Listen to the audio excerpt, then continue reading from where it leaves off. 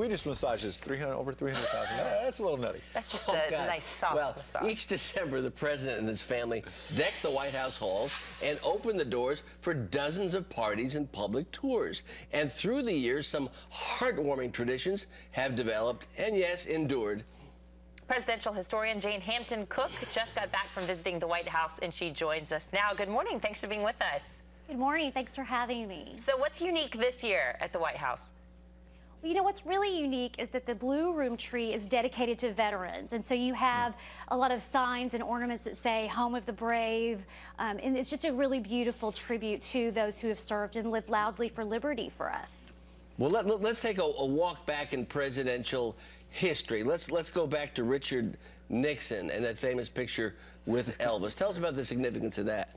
Well, this picture was taken Christmas week in 1970. It's the most requested photo from the National Archives.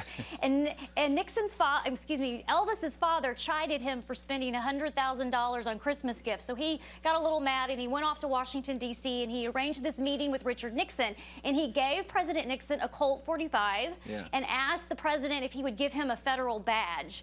And Nixon complied. And so this famous picture all took place during Christmas week. He gave him a DEA badge, I think, which was interesting.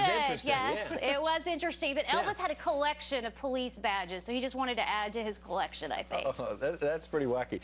Jackie Kennedy, obviously, fascinating for so many of our viewers for so many years, and what she brought, the spirit she brought around the holidays. Talk about the positive, but then, of course, the negative. We all remember that tragic day in 1963, and as I recall, and you say in your book, they were about to send out the Christmas cards and put a stop to it because of the assassination. That's right. They had already ordered their Christmas cards, and John and Jackie Kennedy had signed 30 of them.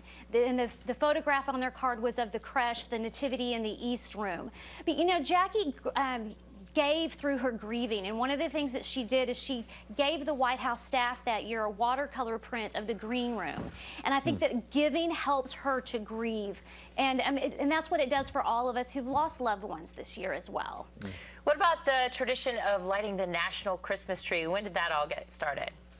You know, that started in 1923, and Calvin Coolidge was president. He was asked to go light the tree, and they said, we'll put a button in the White House for you.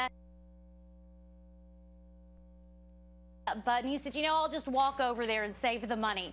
And so presidents have been, you know, at the Christmas tree lighting ever since. And it actually started on Christmas Eve and then was later moved to earlier in December. But Calvin Coolidge was also the first president to deliver a Christmas message to the American people. And in 1927, Americans opened their newspapers and found a very simple message from Calvin Coolidge that said, you know, Christmas is not a season or a time, but it's a state of mind, you know, for peace and goodwill and Jane, mercy. how did a holiday party result in the naming of the White House as the White House? Well, the White House was used in the newspapers kind of derisively. You know, let's tear Jefferson out of that White House.